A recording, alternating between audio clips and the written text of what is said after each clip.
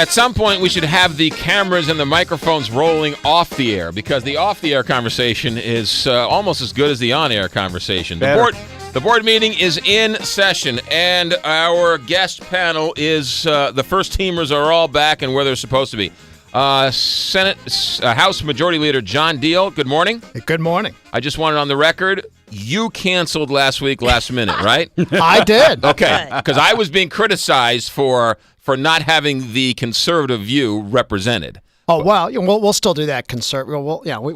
But I just want on the record. I was not here. It was your fault. It was my fault. Good. All right. Good. I just wanted that on the record. I want to be clean.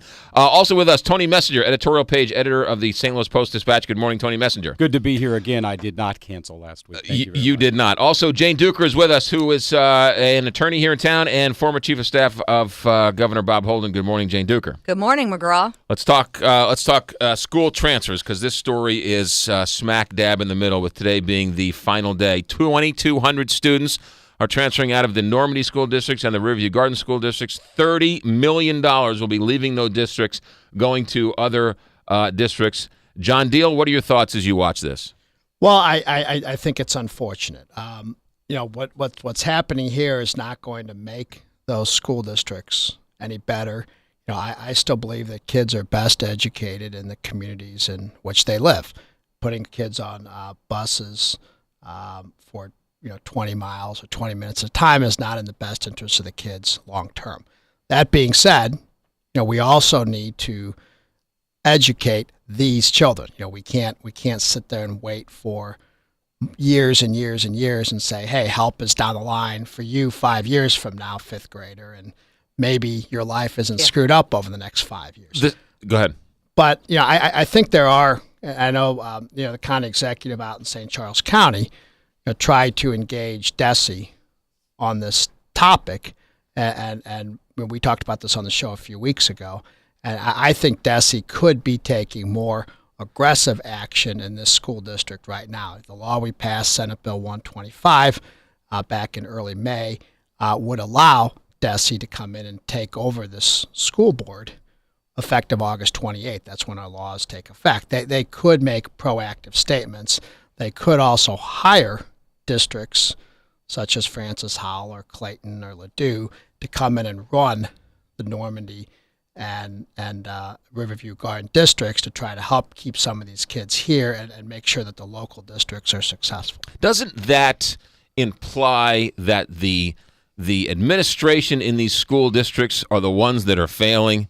I mean, does it really matter who comes in and runs the school? If it's garbage in, garbage out, if these kids aren't prepared to learn day one, who does it matter who's managing them? Oh, I think, anytime you have something where you have a failure, it's kind of like a plane crash. It's never one thing that goes wrong. Mm-hmm. Okay? So I think there are a lot of different things that have gone wrong here.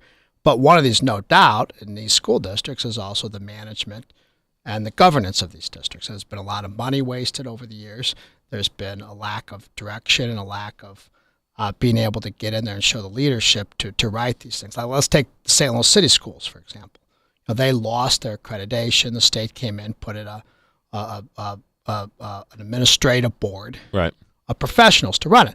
Now, did that solve all the problems in the St. Louis School District? No, not even close to all the problems that are there.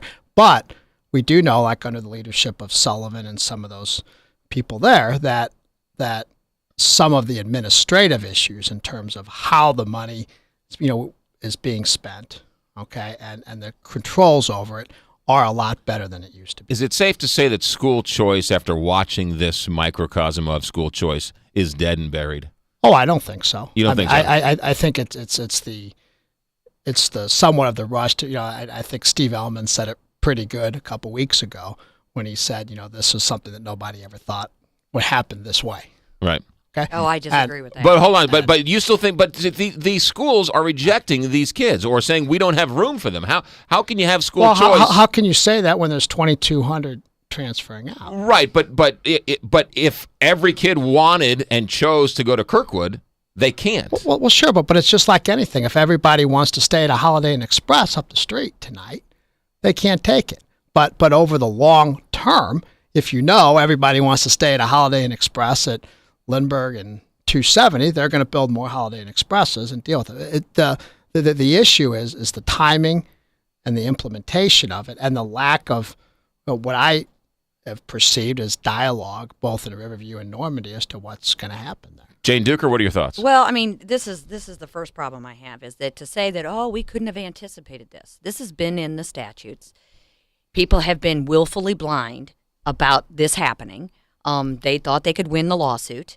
And so, willful blindness is not okay. By Constitution, it is the state's job to provide an education. Okay, it doesn't. There's no geographic boundaries. There's no limitation. The people of this state have said it is the state's job to provide an education. So, I mean, the idea that Riverview or Normandy or the City of St. Louis schools are not working, it is the state's job to come up with a plan to deal with urban education issues. There are challenges. There are challenges with kids where English is not their first language. We have special needs kids. We have all kinds of kids that have to be educated. And so it is the state's job to do that.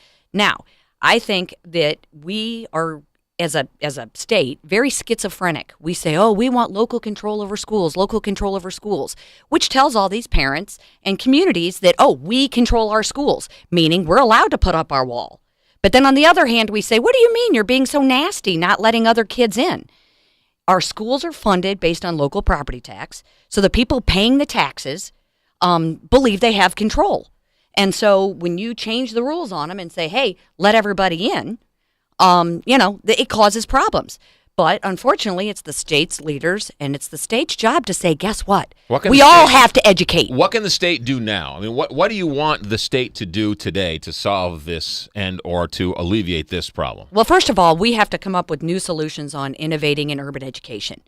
The same rules. You can't do the same thing over and over and over again and expect different outcomes. Okay? We have the biggest districts in this state are failing. Okay?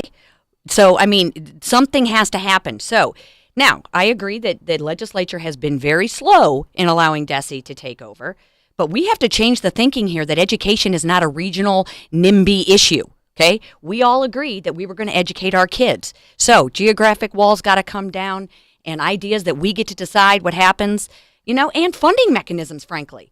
You can't tell local people fund your schools, and then when they want to have say over them, tell them, oh, you don't get to.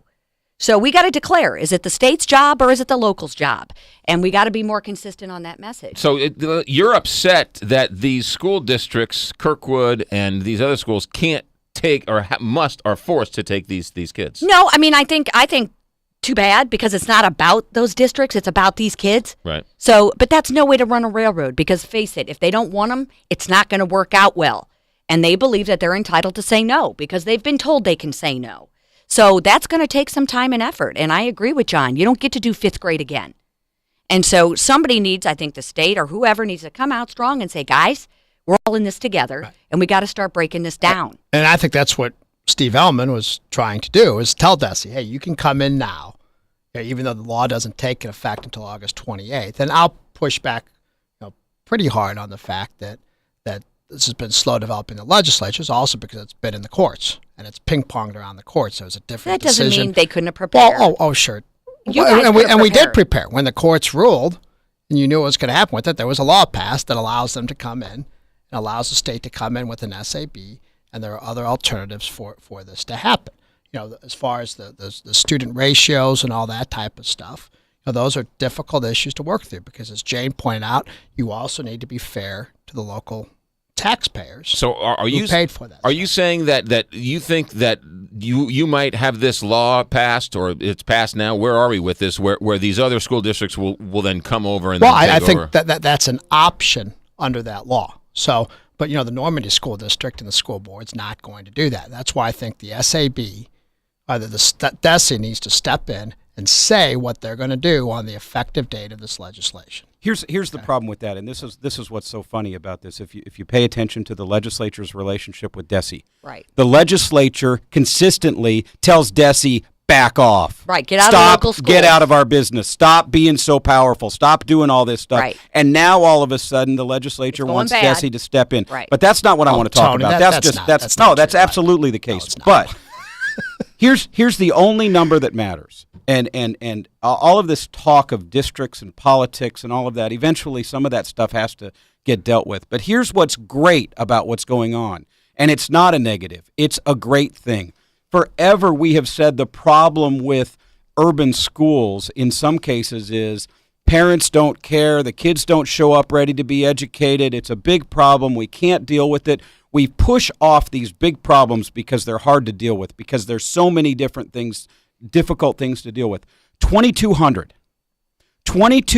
kids in Normandy and Riverview, and 2,200 parents, uncles, aunts, guardians, grandparents said, I care enough about my kids' education, and I know that they're not getting educated where they are, and I'm going to take advantage of this law and take advantage of the moral right that I have and to legal. get my kid educated. And that's a positive. That's a value. That means there is hope in those districts that have failed, according to the numbers, to educate those kids. And so there's 2,200 kids that are our responsibility. They're my responsibility. They're your responsibility. They're Melville's responsibility, and shame on Melville for trying to cut those kids out. They are all of our responsibility, and they want to be educated, and that's what matters. And that's why this is no longer a theoretical legislative discussion. This is no longer about a bunch of experiments on school choice. This is real life, and those 2,200 kids are going to end up somewhere where they're going to be educated next year, and that's positive and that's hopeful. Let me say this. I just want to say this, that there are some people who actually think this is a very good thing, and that the law is, and that these kids have a choice, and that, by golly, there are some very conservative people, including people from the Show Me Institute, who have sat in these chairs and have said, this is a great thing, and we're thrilled that these kids have a choice to go to whichever school they want to go to, and they're no longer locked in a failed system. Well, that was what the statute was intended to say. Look, you know, if the state doesn't do its job or the district doesn't do its job, you are not relegated to a failing district.